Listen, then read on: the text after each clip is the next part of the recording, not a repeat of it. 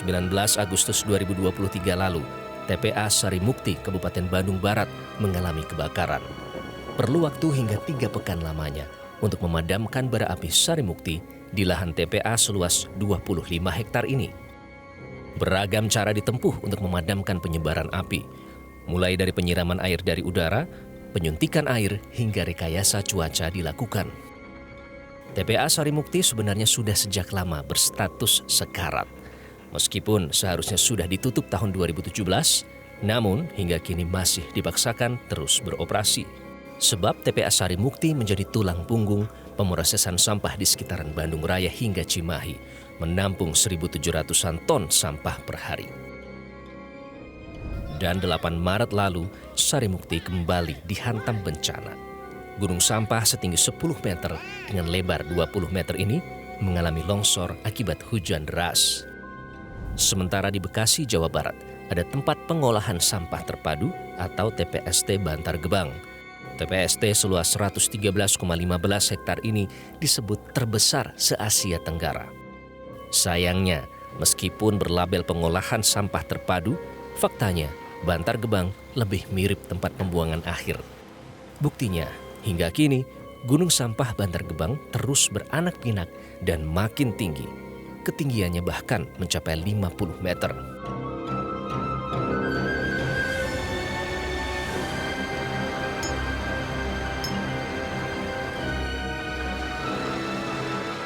Perharinya, Bantar Gebang ketambahan 6.500 ton sampah baru.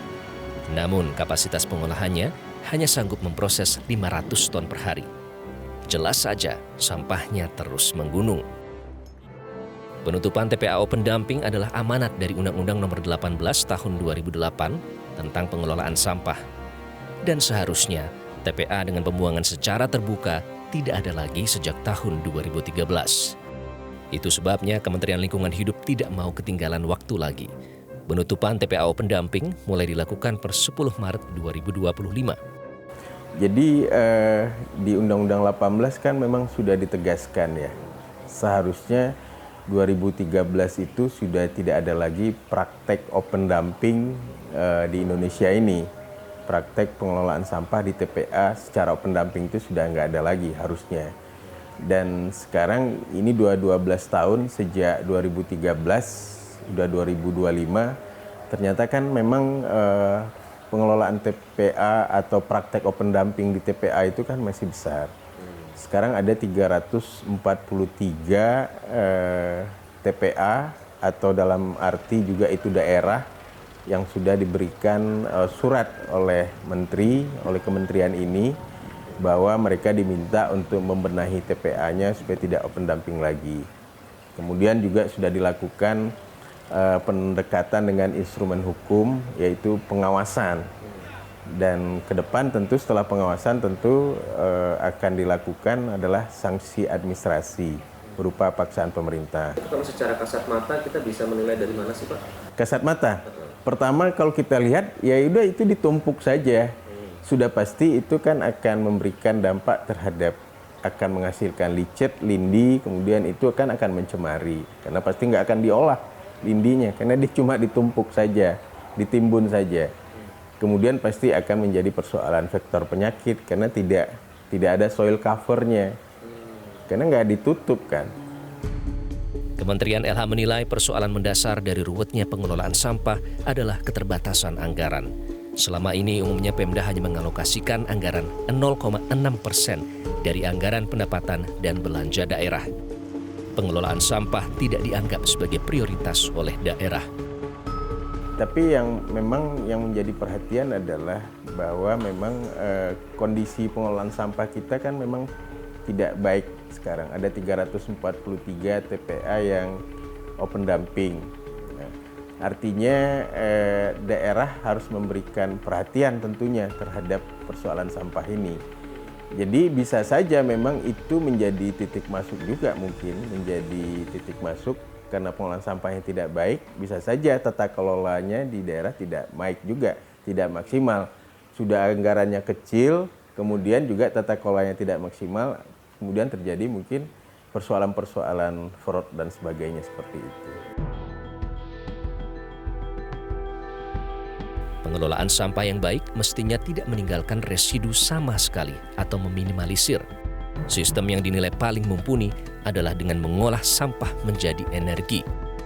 Pemerintah pusat pun sebenarnya sudah sejak lama mendorong pembangunan pembangkit listrik tenaga sampah atau PLTSA. Tahun 2018 silam, Presiden telah mengeluarkan Peraturan Presiden Nomor 35 tentang percepatan pembangunan PLTSA. Jakarta bersama 11 kota lainnya ditunjuk melakukan percepatan pembangunan PLTSA.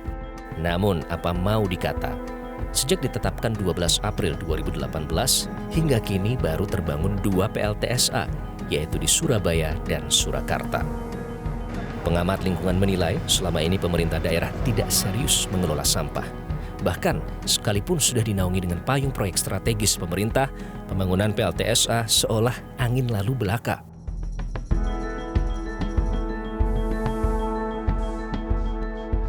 Dan saya kira ini waktunya pemerintah harus tegas. Saya salut dengan Pak Menteri sekarang ini, Mbak, mengeluarkan satu surat memberikan kesempatan pada semua Pak daerah, pemerintah daerah, bahkan Jakarta untuk 180 hari mengubah dari open dumping menjadi sanitary landfill. Itu merupakan satu terobosan. Tapi pertanyaan saya, what next? Kita lihat aja. Jalan apa enggak nantinya? Karena setelah dipanis, semua serius, ujungnya adalah gimana solusinya. Sampah itu dari tahun ke tahun naik terus, nggak pernah berhenti, naik terus. Nah, itu yang menyebabkan kita jadi krisis sampah. Jadi itulah maksudnya kenapa nggak jalan, karena tadi tidak dilaksanakan secara konsisten dan konsekuen dan tidak terkoordinasi dengan baik.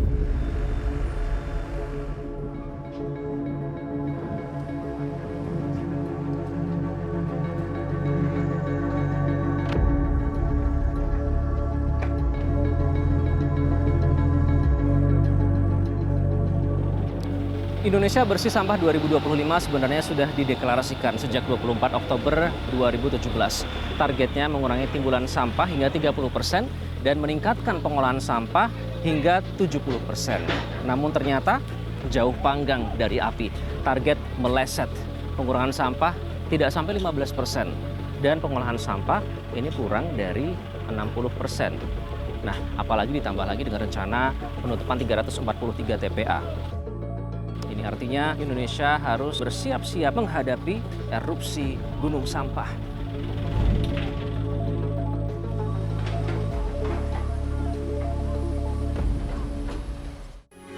Metro TV.